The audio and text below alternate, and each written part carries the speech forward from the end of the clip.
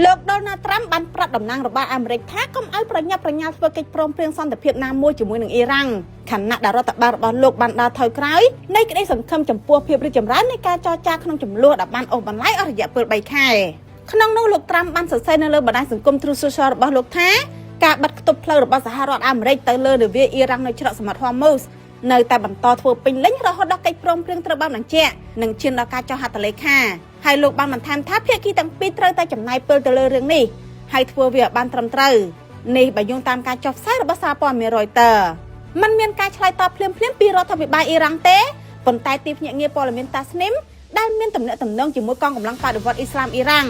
បាននិយាយថាសហរដ្ឋអាមេរិកនៅតែបន្តរារាំងចំណុចមួយចំនួននៃកិច្ចព្រមព្រៀងដែលអាចកើតមានឡើងរួមទាំងការទាមទាររបស់ទីក្រុងតេហេរ៉ាំងឲ្យលើកលែងទ្រព្យសម្បត្តិដែលត្រូវបានបង្ក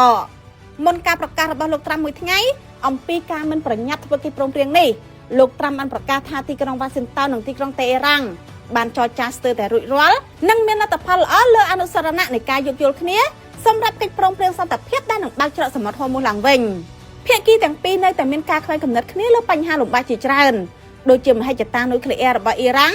សង្គ្រាមរបស់អ៊ីស្រាអែលទៅលើលីបាំងជាមួយនឹងក្រុម Hezbollah ដែលគាំទ្រដោយអ៊ីរ៉ាំងនិងការទាមទាររបស់ទីក្រុងតេហេរ៉ាំងឲ្យដកទណ្ឌកម្ម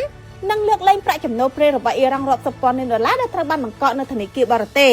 យោងតាមការចុះផ្សាយរបស់សារព័ត៌មាន Reuters ដែលចុះផ្សាយចុងក្រោយបំផុតនៅថ្ងៃច័ន្ទទី25ឧសភានេះ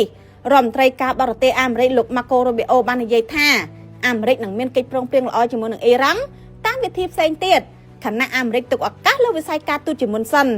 មុនពិចារណាលើជំរើសផ្សេងហើយលោកបានបន្ថែមថាឥឡូវនេះមានអ្វីមួយដែលអាចទុកចិត្តបានត្រូវបានដាក់លើតុពិភាក្សាទាក់ទងទៅនឹងការបើកច្រកសមុទ្រ Hormuz ឡើងវិញហើយការចូលរួមចរចាបញ្ហានុយក្លេអ៊ែរគឺមានសារៈសំខាន់ណាស់និងត្រូវកំណត់ពេលវេលាច្បាស់លាស់ហើយលោកសង្ឃឹមថាអាចសម្រេចបានជោគជ័យ